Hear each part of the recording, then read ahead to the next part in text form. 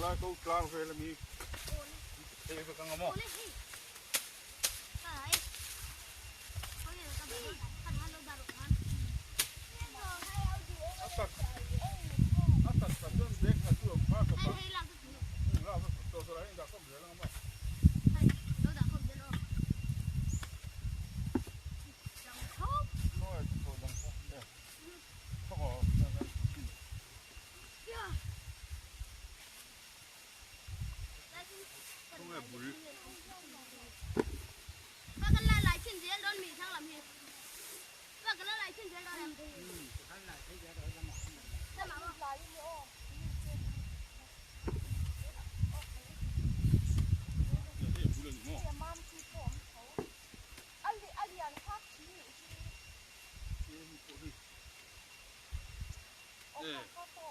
giống tu rằng thế mà thì xin đi coi bắt song nấu chẳng hơn là nó không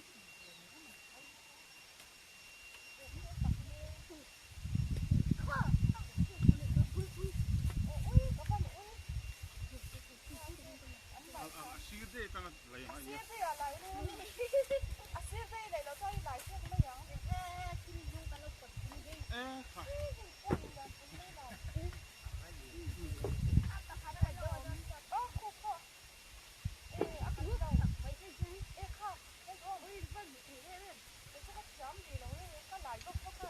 Khai là ăn liền thế mà hay liền tất cả này hay. Ha,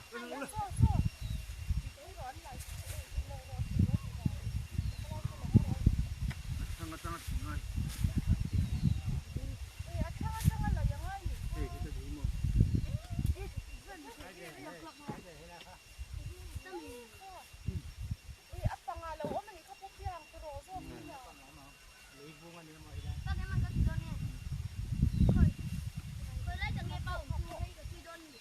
Vậy là.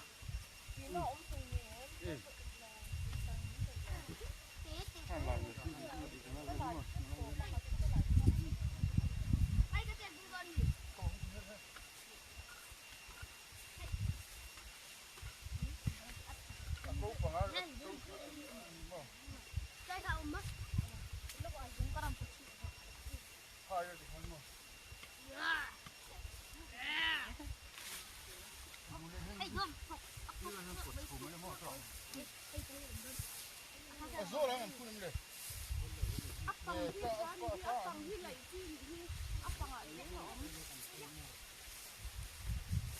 Mà rồi chú. Phun ya.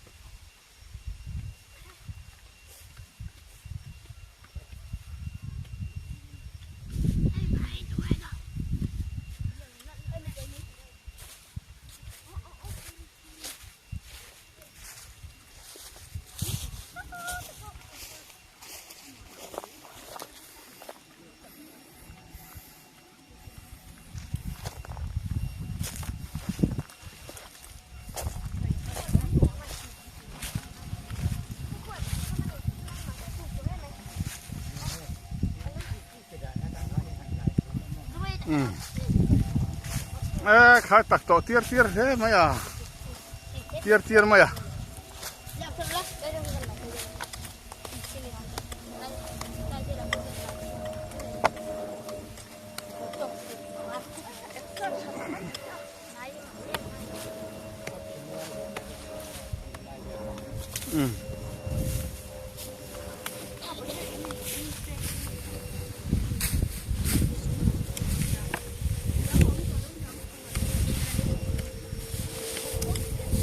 Son phê rồi luôn là, được không? Ồ, cũng để ra nốt mấy. Tê.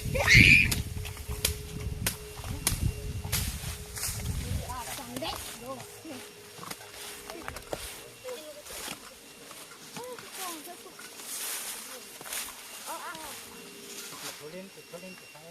Em tiệt tụt khử cấn lông chứ lông gì.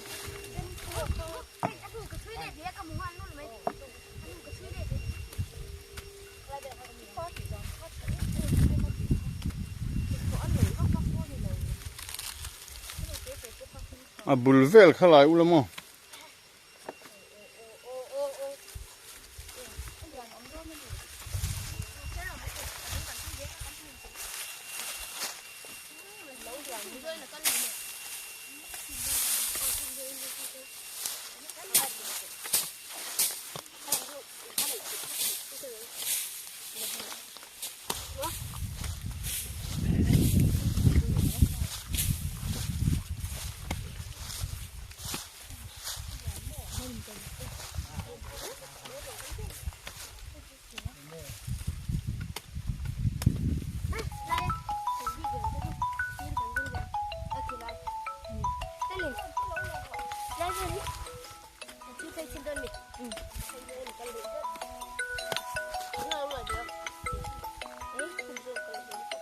hello à hay có bắt ra gần lại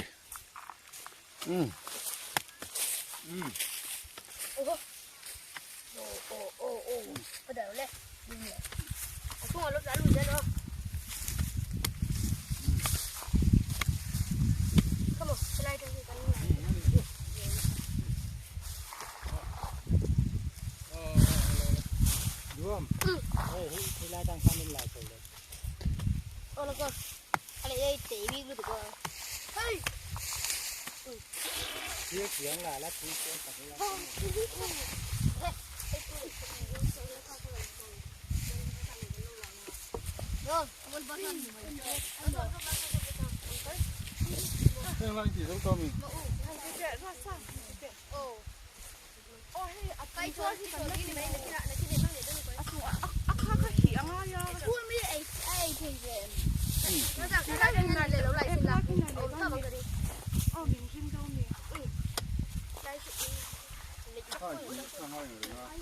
Cô lắng suốt mấy. Suy hiên phát chỉ mình sẽ với kia mới được qua. Nó lại đây. Em nhớ phải đi là. Ba mình lựa pha làm xong để tiền pha để số thì nó lựa pha làm xong. Chính chủ là nó mới tiền. Cái cây thanh niên lại xem đó. Không bao giờ xong. Không sẽ không được không? Cái này thanh lại thay. Lại rũ.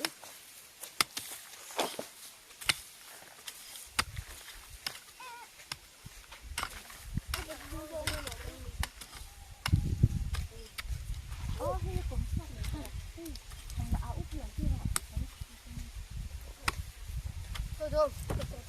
Var nó đi à, sung thua. Cái này cái lại thay đâu nữa. Var thì sao var xuống em phải em nó ngon. Sao ông không thầu bây giờ ông không nó cái thằng kia. Thì à. Trong thì khó cái nhìn đầy lắm. Thì em hai cái nhau hai ông mình nhau cái hết cái là sao chết được.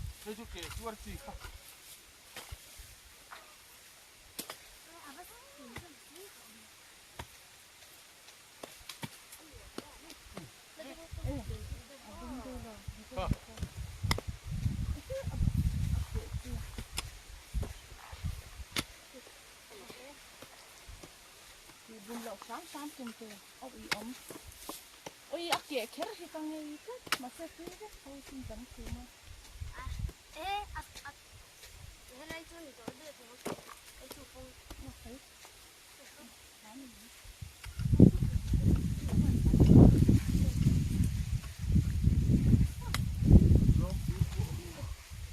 con tôi đúng cái thằng bây giờ cái này ạ con tôi là ông thế đấy cái tiền không Thế là có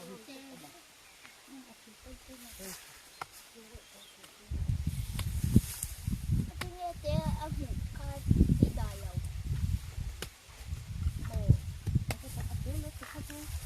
ở liền lúc tục không thế mà ấp lá trong thân cầu cầu cho cái đây này nghe tên này rồi cầu khóc cái này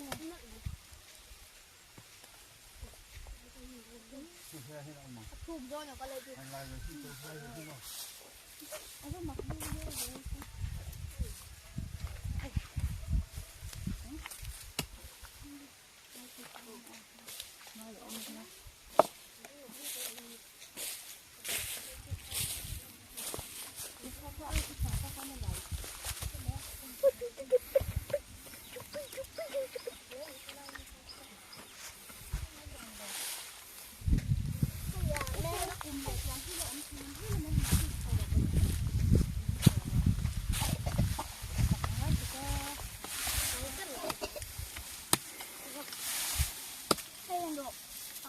Pui xem cho ạc lẩu mình nè.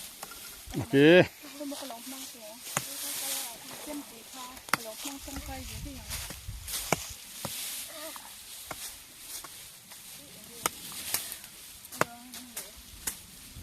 Thế bạn thích khá nhiều. đi luôn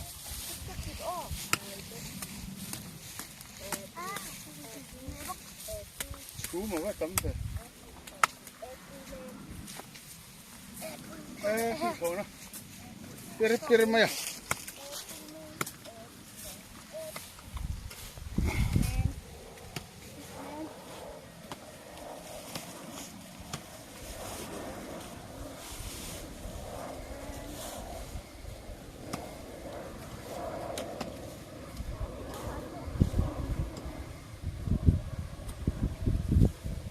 nó tăng tổ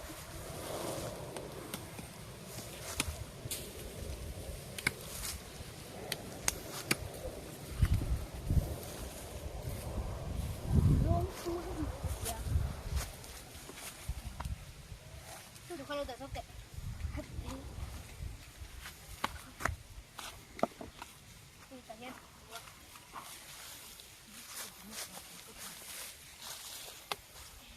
mềm mỏng cái gì nữa là con cái gì nó bị dùng cùn đấy lại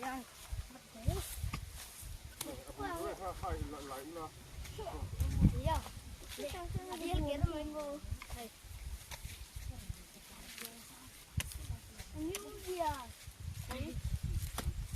Ai ini trong semua abang tu. viendo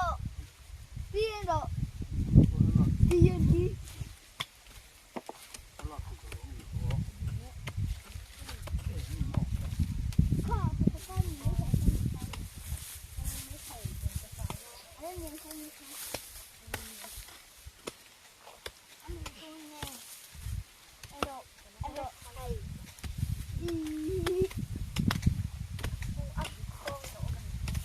viendo tanto sin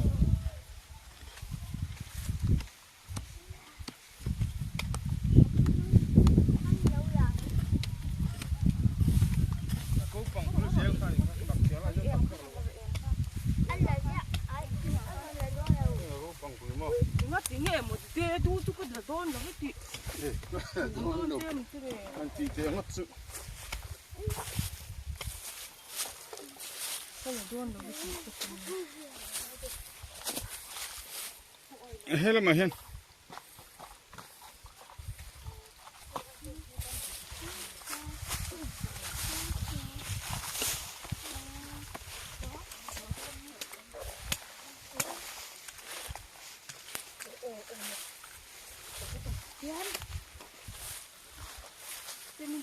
số làm sao tỷ lệ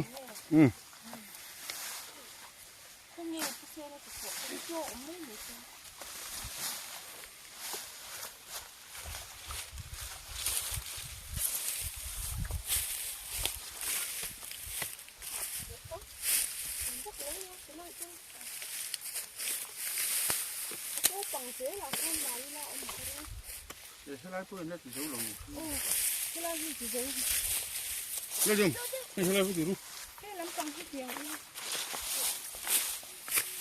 cái em sẽ bây giờ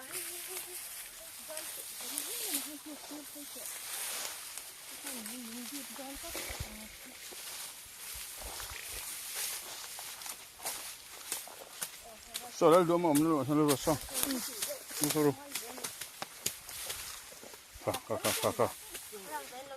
kha xong rồi nó phải về rồi xong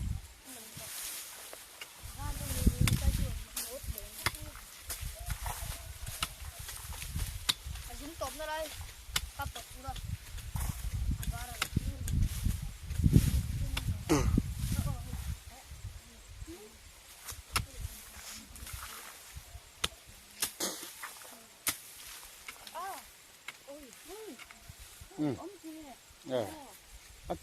chị chỉ ăn thấu khăn bao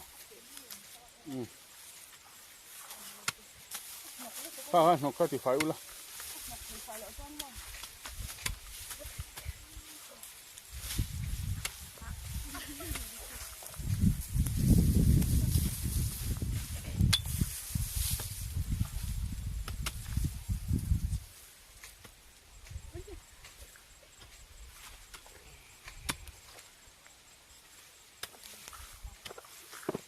okay use this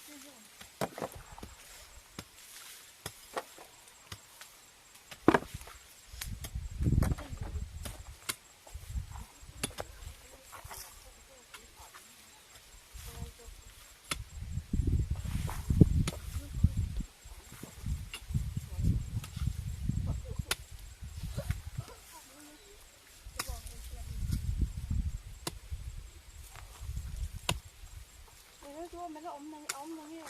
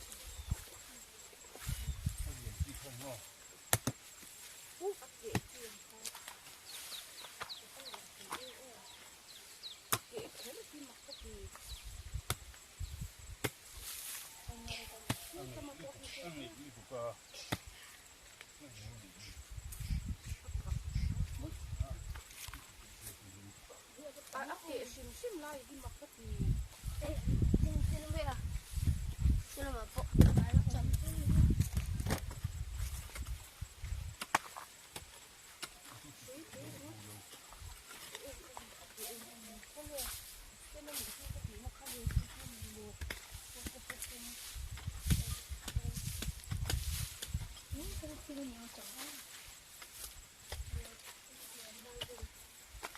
đây là trường thường đây là chuồng à chúng tôi đây đâu đây Ủa đâu mà có thấy có cái khăn gì đâu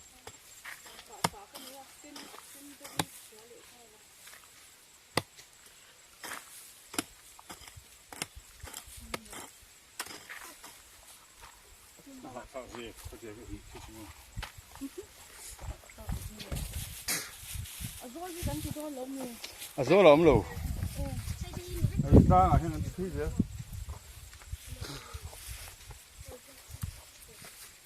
Cái cố cần lại cái không ai thì đủ số. Thế là hiện mày. Cần phải bạc kim mà. Thế là hiện. Thế là hiện vắt thì phải cái ula. Xem khăn mà, không phải xem khi đã. Không có cái gì cầm mà.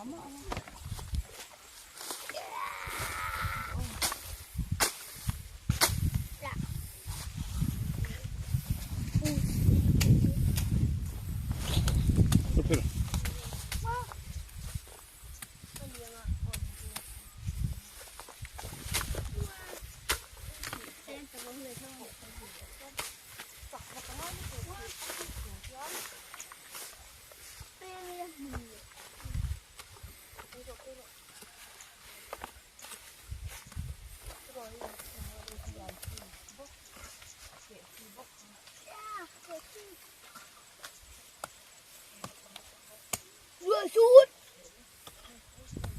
À, đã, ăn phải. Cái vừa sút. Vừa sút.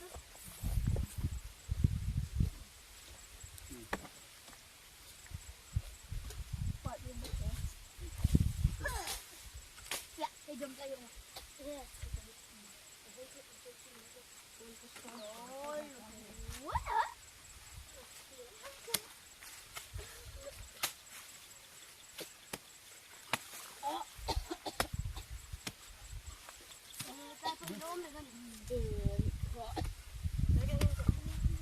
Rồi là phổ gì?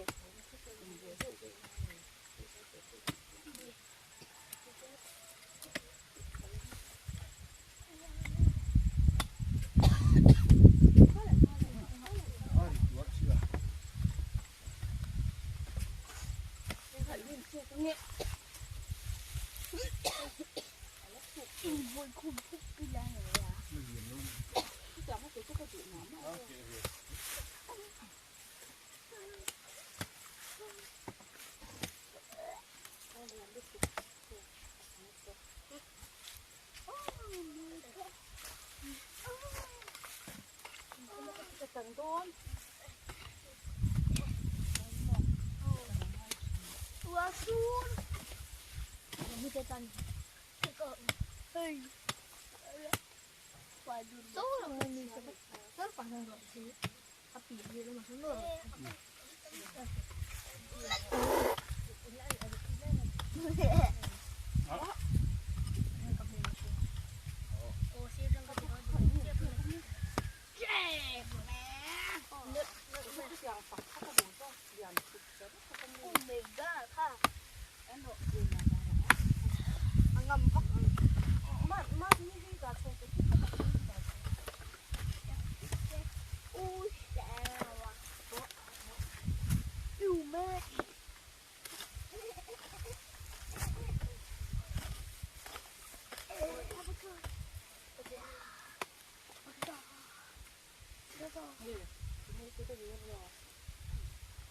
Hey, đi đây tập trung họ thao gì?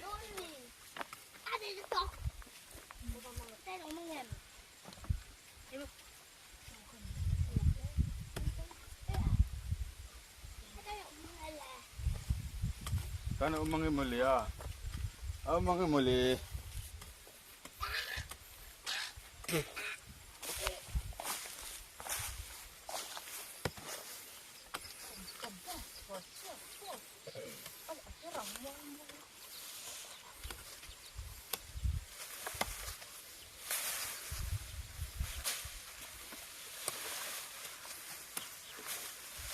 Yêu mê.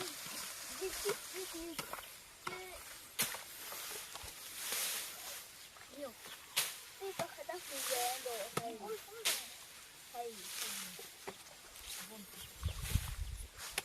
Thầy vừa vừa ăn thì trong đây đâu thầy. Hai mươi bộ. Thầy.